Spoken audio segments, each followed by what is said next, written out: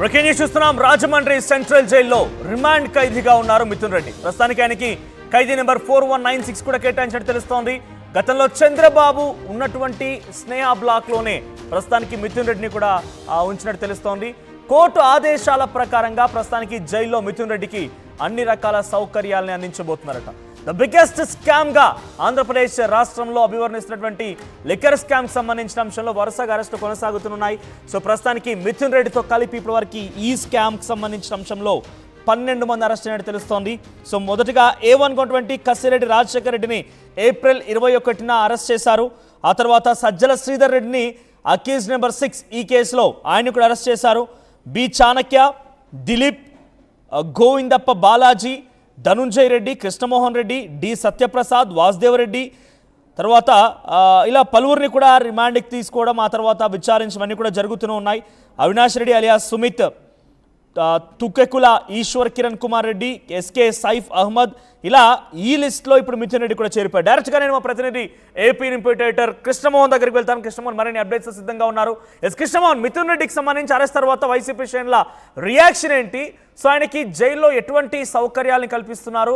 అటు మిథున్ రెడ్డి కుటుంబం, పెద్దిరెడ్డి కూడా చాలా కీలకమైనటువంటి స్థానాల్లో రకరకాలుగా పనిచేసిన వ్యక్తి, ప్రజాప్రతినిధిగా అనేక సందర్భాల్లో కూడా చాలా ఎక్స్పీరియన్స్డ్ పర్సన్గానే చూడాలి. వైఎస్ రాజశేఖర రెడ్డితో కూడా ఆయనకి పనిచేసిన అనుభవం ఉంది. సో వాళ్ళ ఇంట్లో ఎటువంటి రియాక్షన్ అంతోంది? మిథున్ రెడ్డి అరెస్ట్ పైన పబ్లిక్ ఒపీనియన్ ఏంటి? మనోజ్, డెఫినెట్గా మిథున్ రెడ్డి నిన్న A4గా ఉన్న లిక్కర్ కేసులో A4గా ఉన్న మిథున్ రెడ్డిని నిన్న రాజమండ్రి బ్యారక్కి జైలుకి పంపించిన పరిస్థితి అయితే ఉంది. అయితే నిన్న పంపించిన తర్వాత ఎప్పుడైతే గతంలో చంద్రబాబుని అరెస్ట్ చేసి రాజమండ్రి జైలుకి పంపించారో అక్కడ స్నేహ బ్యారెక్లోనే ఆయన్ని ఉంచిన పరిస్థితి అయితే ఉందో, సో సేమ్ ఇదే మిథున్ రెడ్డిని కూడా స్నేహ బ్యారెక్లోనే ఉంచిన పరిస్థితి అయితే ఉంది. అయితే నిన్న రాజమండ్రి జైలుకి తరలించేటప్పుడు కోర్టు కొంత డైరెక్షన్ అయితే ఇచ్చింది. ఏదైతే కొంత ఫెసిలిటీస్ ఇవ్వాలని ఇచ్చిందో ఆ ఫెసిలిటీస్ని కూడా పూర్తిగా కల్పించిన పరిస్థితి అయితే కనపడుతోంది. స్నేహ బ్యారెక్లోనే ఆయన క్లియర్గా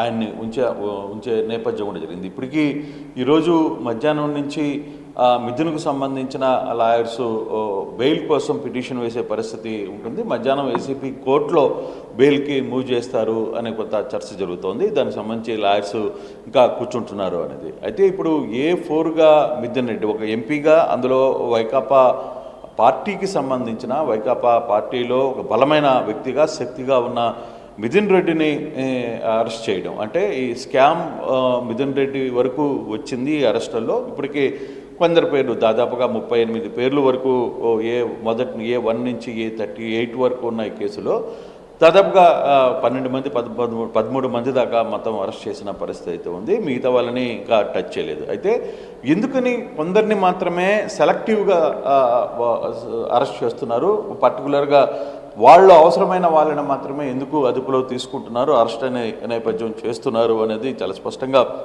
వైసీపీ నేతలు అయితే గట్టిగా మాట్లాడుతున్నాం. నిన్న కోర్టు దగ్గర సజ్జల మాట్లాడిన వ్యవహారం మనం చాలా క్లియర్గా చూడవచ్చు. ఆయన ఒకటే చెప్పారు, అసలుకి ఈ కేసులో అసలు మూలమే లేదు. ఈ కేసుకు సంబంధించి ప్రభుత్వమే లిక్కరు పూర్తిగా కూడా అమ్ముతున్న నేపథ్యంలో అసలుకి ఎక్కడ స్కామ్ జరిగిందో అంశం అనేది అర్థం కాని పరిస్థితి. వీళ్ళు ఎక్కడ తోను తట్టిని కలిపి ఈ వ్యవహారాన్ని తీస్తున్నారో తెలీదు. అసలుకి ఎటువంటి పరిస్థితుల్లో ఈ వ్యవహారాన్ని ముందుకు తీసుకెళ్తున్నారో కూడా చోట్ల కనపడే పరిస్థితి లేదని మాట్లాడుతూనే మిథున్ కూడా నేను చాలా క్లియర్గా పెట్టారు.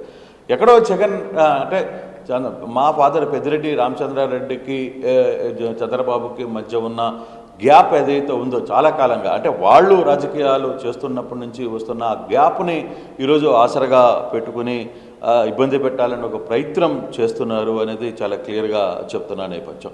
సో ఇటువంటి సిచ్యువేషన్స్ జరుగుతున్న తర్వాత ఈ కేసుకు సంబంధించి కావచ్చు, లేకపోతే ఇతర అంశాలకు సంబంధించినవి కావచ్చు, ఎటువంటి సిచ్యువేషన్స్ ఇప్పుడు జరగబోతున్నాయి, రాబోయే నెక్స్ట్ ఏంటి అంటే ప్రధానంగా ఈ కేసులో ఒక అంచు వరకు వచ్చేసారు. అంటే మిథున్ చాలా కీలకమైన వ్యక్తిగా ఉన్న మిథున్ రెడ్డిని అదుపులో తీసుకున్నారు, అరెస్ట్ చేశారు. ఆయన బ్యానర్గా ఆయన నేరుగా వచ్చి అరెస్ట్ కావడానికి కూడా సిద్ధపడ్డారు. ఆయన కొన్ని ప్రయత్నాలు కోర్టులో చేసినా అవి సఫలీకృతం కాకపోవడంతో ఇంకా ఆయన నేనే లొంగిపోతున్నట్టుగా నొచ్చి ప్రకటించారు. సో ఈరోజు బెయిల్కి సంబంధించిన అంశాలు కొన్ని జరుగుతాయి. అయితే ఈ కేసు A4గా ఉన్న మిథున్ రెడ్డి తర్వాత ఇప్పుడు నెక్స్ట్ ఎవరిని అరెస్ట్ చేస్తారు అనేది కొత్త సిరీస్ అయింది. ఇప్పుడు మిథున్ రెడ్డిని అదుపులో తీసుకుని రాజమండ్రి బ్లాక్కి తరలించడం, గతంలో చంద్రబాబు ఏదైతే బ్లాక్లో ఉన్నారో అదే బ్లాక్లో మిథున్ రెడ్డిని పెట్టడం. సో ఇప్పుడు వస్తున్న కథనాలు నెక్స్ట్ ఇది ఎంత దూరం వెళ్ళబోతుంది, ఈ కేసు మిథున్ రెడ్డిని దాటి వైకాపాలో ఉన్న ఏ నేతకు టచ్లోకి వెళ్ళబోతుంది, ఎవరిని ఇది అంచు వరకు వెళ్ళబోతుంది, ఫర్దర్గా ఏదైతే అనుకుంటున్నారో మాజీ ముఖ్యమంత్రి జగన్మోహన్ రెడ్డి ఈ వ్యవహారానికి సూత్రధారి పాత్రధారి అని చెప్పి డైరెక్ట్గా నిన్న వాళ్ళు ఇచ్చిన పేపర్స్లోనే చాలా క్లియర్గా అతని పేరును కూడా మెన్షన్ చేసిన నేపథ్యంలో నిజంగానే అంత దూరం వెళ్ళబోతుందా, ఒకవేళ వెళితే ఏంటి పరిస్థితి, ఒకవేళ వైసీపీ రియాక్షన్స్ ఏ విధంగా ఉంటాయి, దానికి సంబంధించి ఏ విధంగా జరగబోతుంది అనే అంశాలను వీటన్నిటిని కూడా చూడాల్సిన నేపథ్యం అయితే చాలా స్పష్టంగా ఉంది. సో ఇటువంటి సిచ్యువేషన్స్ని మనం చూస్తుంటున్నప్పుడు ఫర్దర్గా ఈ లిక్కర్ కేసును ఏ విధంగా ముందుకు వెళ్తుంది, ఎట్లా బేస్లోకి వెళ్ళబోతున్నారు అనేది చాలా క్లియర్గా చూడాల్సిన నేపథ్యం ఉంది.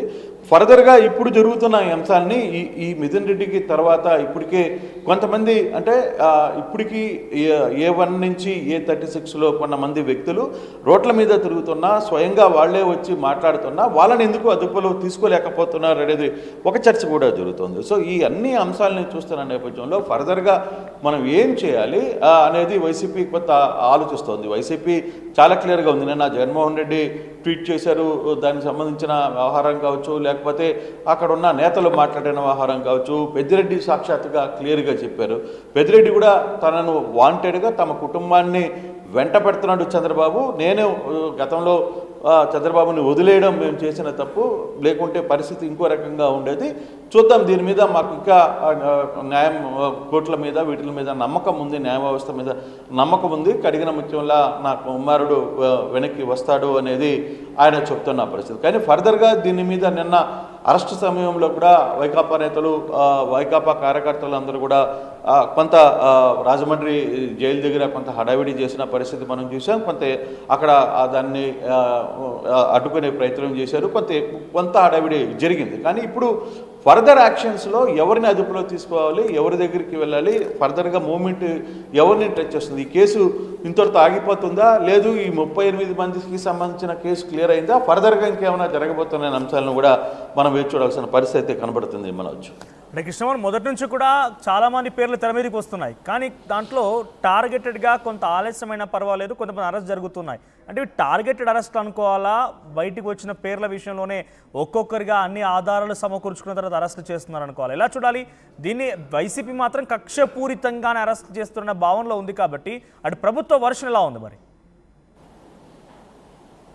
అంటే బేసిక్గా దీంట్లో కొందరు అంటే ఇప్పుడు సత్యప్రసాద్ కావచ్చు, అప్పుడు లిక్కర్ శాఖ ఎండీగా పనిచేసిన రెడ్డి కావచ్చు, లేకపోతే విజయసాయి రెడ్డి కావచ్చు, లేకపోతే ఇంకొక ఎక్స్ కావచ్చు, వీళ్ళందరినీ కేసులో అయితే పెట్టారు. మరి కేసులో పెట్టిన తర్వాత వీళ్ళని ఎందుకు అరెస్టు చేయట్లేదు అనేది ఇప్పుడు వైకాపా పదే అడుగుతున్న పరిస్థితి. వీళ్ళందరూ అసలు సూత్రధారులు అని మీరు మొదటి నుంచి చెప్పిన వాళ్ళని వీళ్ళని అరెస్ట్ చేసి మిగతా వాళ్ళందరినీ అదుపులో తీసుకుంటున్నారు, వాళ్ళని జైలుకి పంపిస్తున్నారు. మీరు లిమిటెడ్గా అంటే ఎవరో ఎక్కడి నుంచో ఒక పేరు చెప్తే ఆ పేరుని మీరు అరెస్ట్ చేయడానికి దాని చుట్టూ ఉన్న వాళ్ళని అదుపులో తీసుకోవడం, వాళ్ళ చేత రాయించుకోవడం, వాళ్ళ దగ్గర సంతకాలు తీసుకోవడం, తద్వారా పలానా వ్యక్తిని టార్గెట్ చేసిన వ్యక్తిని మీరు అదుపులోకి తీసుకుని అరెస్ట్ చేసే ప్రక్రియ జరుగుతుంది.